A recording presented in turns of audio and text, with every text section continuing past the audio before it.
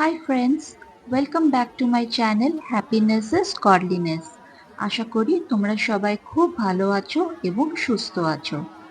3rd April 2026 আমরা তিনজন সকাল সকাল শিয়ালদা স্টেশন পৌঁছে গেলাম।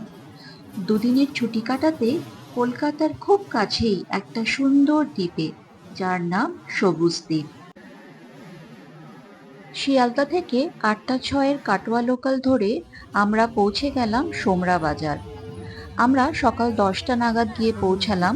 স্টেশন থেকে বেরিয়েই টোটো স্ট্যান্ড, সেখান থেকে টোটো নিয়ে আমরা পৌঁছে গেলাম ফেরিঘাট।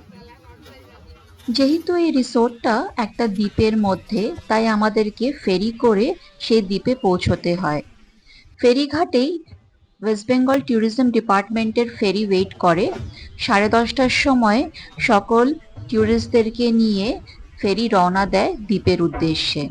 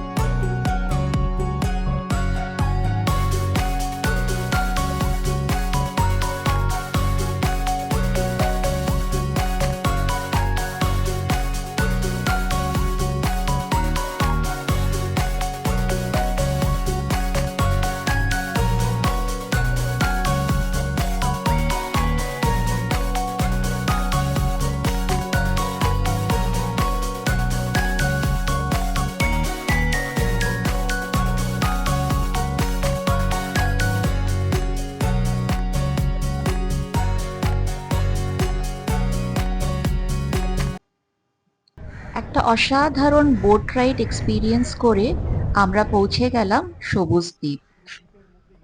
ইন কেস এই 10:30টার ফেরি যদি মিস হয়ে যায়, তাহলে রিসোর্টে ফোন করে তাদেরকে জানাতে হয়, তারা আবার করে ফেরি পাঠায়, কিন্তু সেটা চার্জেবল। এই হচ্ছে সবুজ দ্বীপ। এটা বলাগড় হুগলি ডিস্ট্রিক্টে লোকেটেড। আর এই হচ্ছে গিয়ে রিসোর্টটা, ওয়েস্ট বেঙ্গল ট্যুরিজম ডিপার্টমেন্ট। এখানে প্রচুর গ্রিনারি আর প্রচুর পাখি।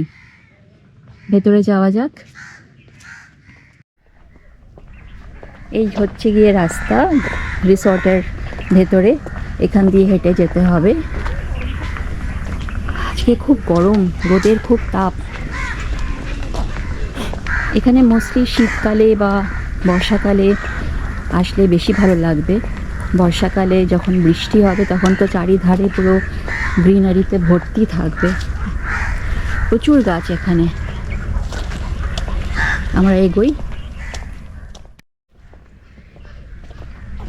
এখানে দুদিন রিল্যাক্স করার জন্যে খুব ভালো একটা জায়গা।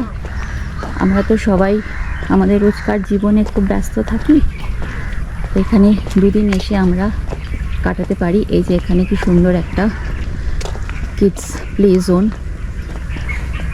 বাচ্চারা আসলে এখানে এনজয় করতে পারবে। কিন্তু এখানে ঘাসগুলো কাটা হয়নি। জায়গাটা যদি পরিষ্কার করে দেওয়া হয়, বাচ্চারা এখানে খেলতে পারবে, এনজয় করতে পারবে। এই যে এখানে দোলনা, সন্ধ্যেবেলা আসা যাবে, এখন প্রচুর রোদ, রোদে আমরা কাহিল। এখানে কটেজগুলো এভাবে তৈরি করা একটু উপরে, কারণ এখানে নাকি বৃষ্টি হলে, অনেক সময় ফ্লাড হলে এখানে জল ঢুকে আসে, তাই প্রত্যেকটা কটেজই একটু উঁচুতে বিল্ড করা। সামনে এটা মনে হয় রিসেপশন। আমরা রিসেপশনে যাব, ফর্মালিটিস ক্লিয়ার করে তারপরে আমরা আমাদের রুমে, আমাদের জানি না কোন রুম অ্যালট করা হয়েছে, আগে রিসেপশনে যাই। এই যে এগুলো সব কটেজ।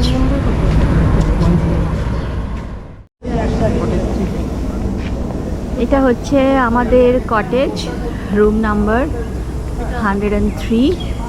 এখানে সব পরপর কটেজগুলো। এবার আমরা রুমের দিকে যাচ্ছি, সব ফর্মালিটিস ক্লিয়ার করে।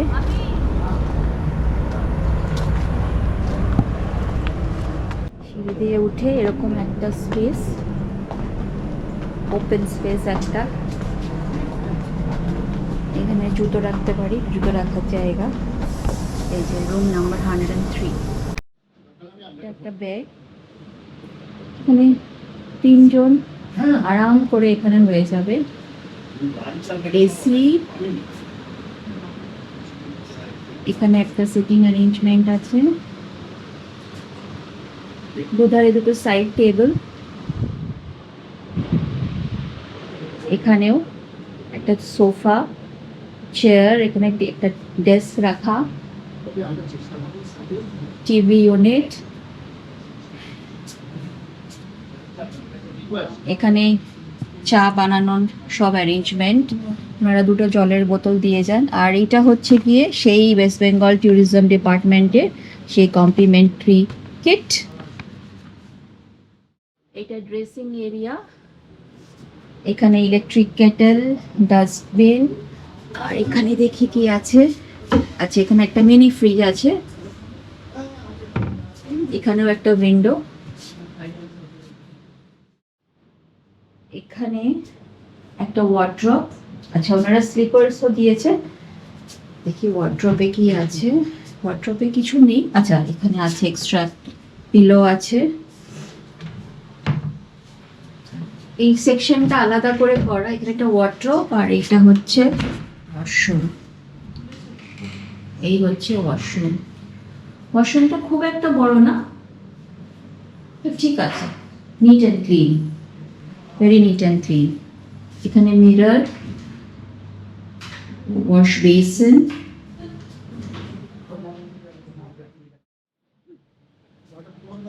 আর এই হচ্ছে গিয়ে ব্যালকনি। আর এখান দিয়ে সুন্দর হুগলি নদী দেখা যায়। Wow, this is so nice, খুব সুন্দর। এখানে বসেই বোধহয় অর্ধেক সময় কেটে যাবে। This is so nice.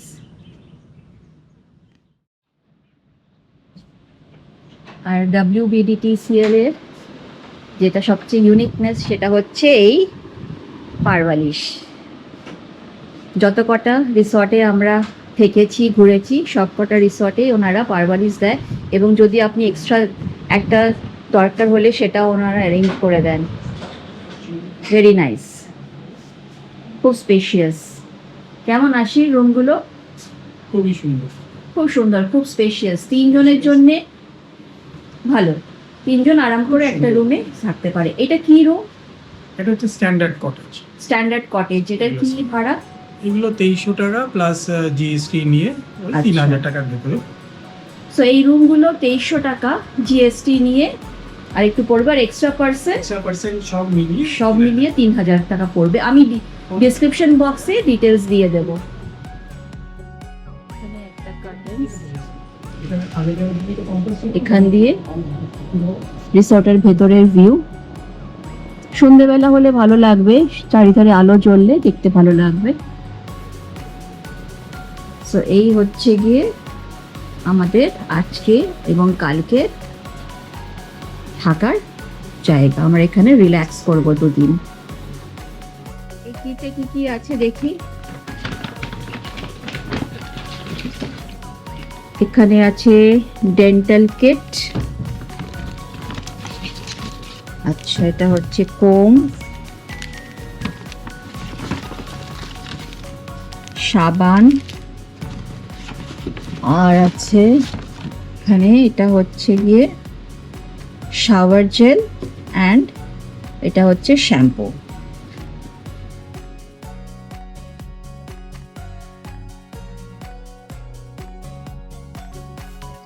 Fresh হয়ে আমরা ক্যাফেটেরিয়াতে চলে গেলাম লাঞ্চ করতে।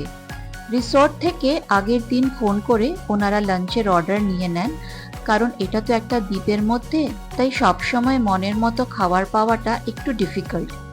তাই ফোন করে ওনারা আমাদের ফুড প্রেফারেন্স জেনে নেন। সব কিছুই অ্যাভেলেবিলিটির উপর ডিপেন্ড করে।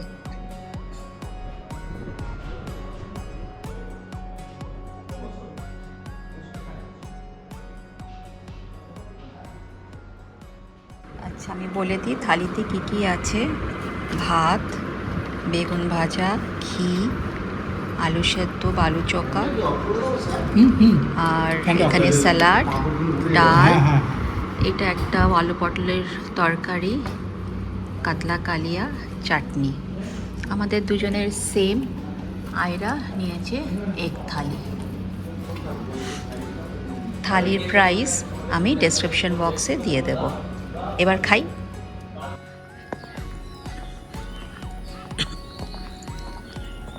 আমরা এখন বোট রাইডে যাচ্ছি সানসেট দেখতে। এই যে আস্তে আস্তে সব পাখিরা বাড়ি ফিরছে। চারিধারে সবুজ আর সবুজ।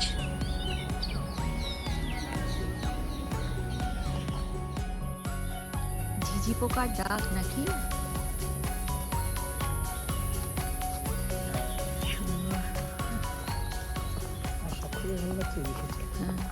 ওয়াচ টাওয়ারটা কোন দিকে?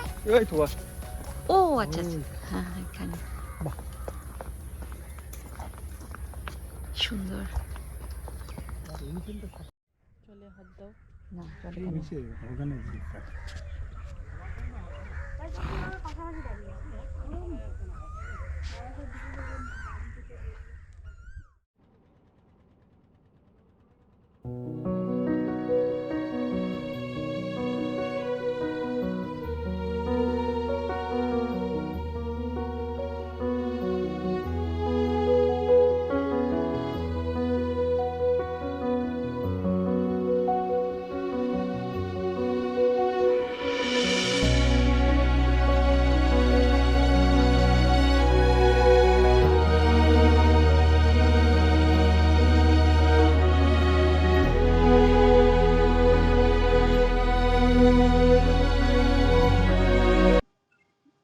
এই এক অসাধারণ অনুভূতি। এরম সুন্দর স্নিগ্ধ সানসেট আমি আগে দেখিনি। খালি মনে হচ্ছিল সময়টা এখানেই থেমে গেলে ভালো হতো। এই অনুভূতি আমার মনের ফ্রেমে থেকে যাবে।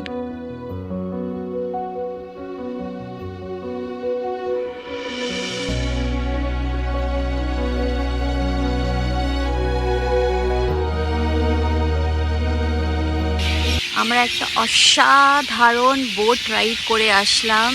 খুব সুন্দর সানসেট দেখলাম, আর এখানে পাখিদের কত কলরব, কি ভালো লাগছে।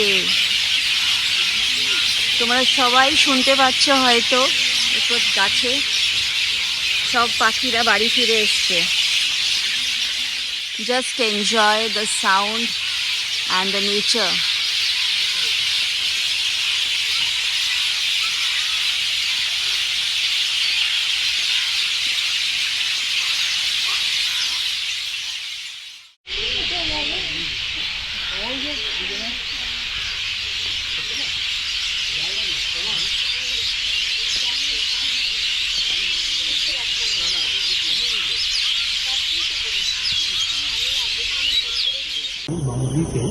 আমরা এখন ব্যালকনিতে দাঁড়িয়ে আছি, আর এখন প্রায় 10:30 বাজে। চাঁদের আলোয় হুগলি নদী,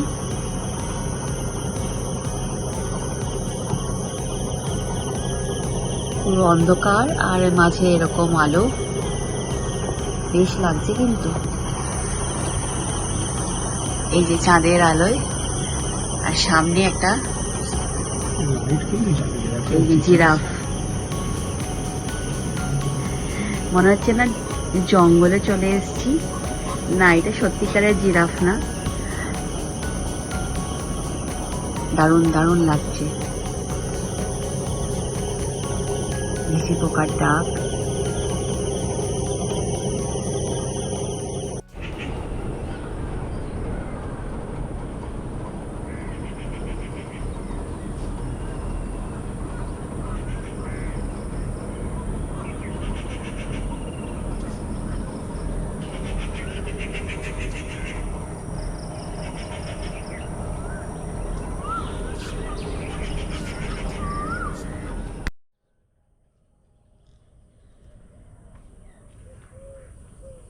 পরের দিন সকাল সকাল দুজনে বেরিয়ে পড়লাম মর্নিং ওয়াক করতে আর রিসর্টটা একটু ঘুরে দেখতে।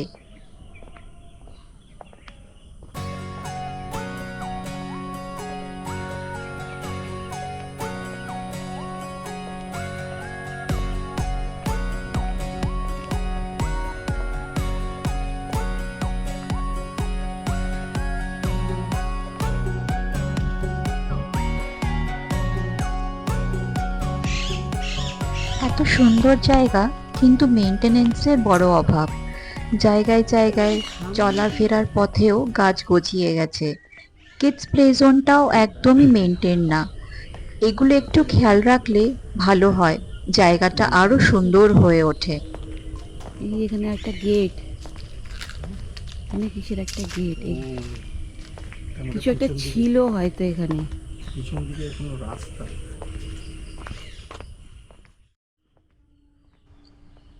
নেচারকে যারা ভালোবাসো তারা একবার প্লিজ ঘুরে যেও ওই জায়গাটা। এই সবুজ পরিবেশে সময় কাটাতে আমাদের কি যে ভালো লাগছিল। গাছ, পাখি, বাতাস, নদী, আর শুধু আমরা দুজন। বাকিরা সবাই তখন ঘুমের দেশে।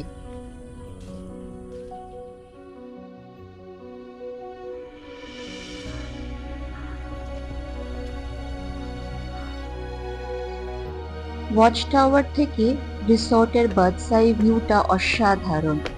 এখানে আসলে এই ওয়াচ টাওয়ারটা মিস করলে চলবে না।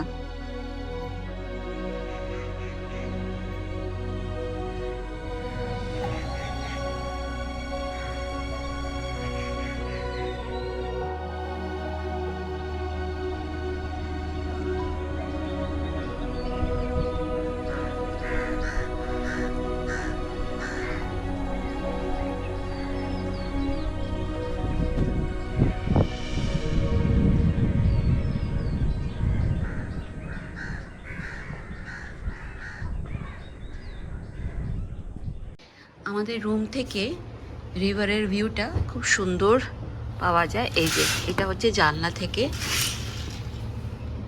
সোফায় বসে বসে সুন্দর রিভার এনজয় করো। আর এই ব্যালকনি থেকে তো ভিউটা অসাধারণ, সুন্দর, খুব সুন্দর।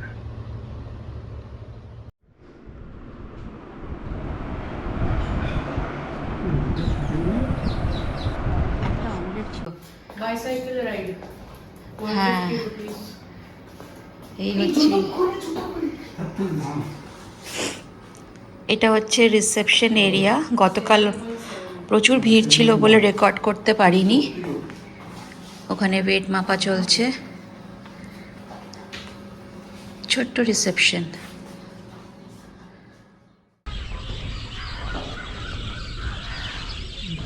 মেঘের রিফ্লেকশনটা কি সুন্দর পড়েছে, দেখেছো? কি? মেঘের রিফ্লেকশন হ্যাঁ হ্যাঁ হ্যাঁ। সুন্দর। কালকে ফিরে যাওয়া, তাই সন্ধেবেলা নদীর ধারে এসে কিছুটা সময় কাটালাম। এত গরম থাকা সত্ত্বেও নেচার আমাদের গরমের সব ক্লান্তি ভুলিয়ে দিয়েছিল। আজকে আমাদের শেষ দিন সবুজ দ্বীপে। এই সাউন্ডটা খুব মিস করব। Tata, bye bye.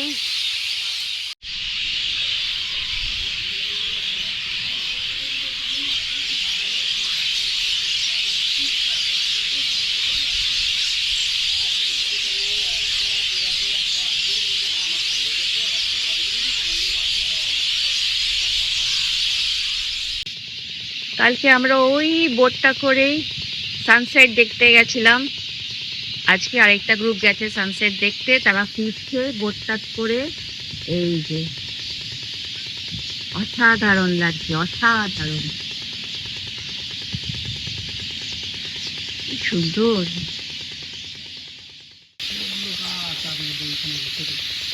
সুন্দর লাগছিল।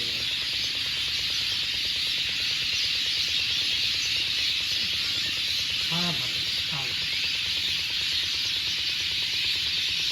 কোনো কথা হবে না।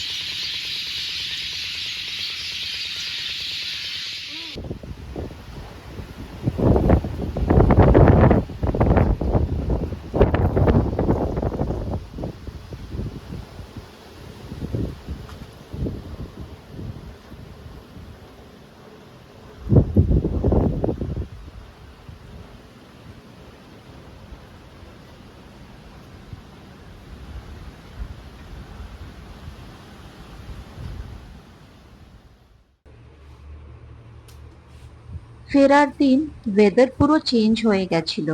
ঠান্ডা হাওয়া আর তার সাথে বৃষ্টি, কি যে ভালো লাগছিল। 11টার সময় চেক আউট করে আমরা রিসর্টের ফেরি করে রওনা দিলাম বাড়ির পথে। কলকাতার এত কাছে এরকম একটা সুন্দর জায়গা মিস করবে না। চলে আসো সবুজ দ্বীপে। আমাদের 2 দিন রিল্যাক্স করে নেচারকে এনজয় করে ভালোই কাটলো। সবুজ দ্বীপে 2 দিন কাটিয়ে মনকে চাঙ্গা করে আবার রোজকার জীবনে ফিরে গেলাম। আশা করি আমার এই ছোট্ট ব্লগ তোমাদের খুব ভালো লেগেছে। আর যদি ভালো লেগে থাকে তাহলে প্লিজ লাইক, শেয়ার আর কমেন্ট করো। আর হ্যাঁ, সাবস্ক্রাইব করতে ভুলো না। আবার দেখা হবে নতুন আরেকটা ব্লগে। ততদিন সবাই খুব ভালো থেকো আর সুস্থ থেকো। Stay happy and stay healthy.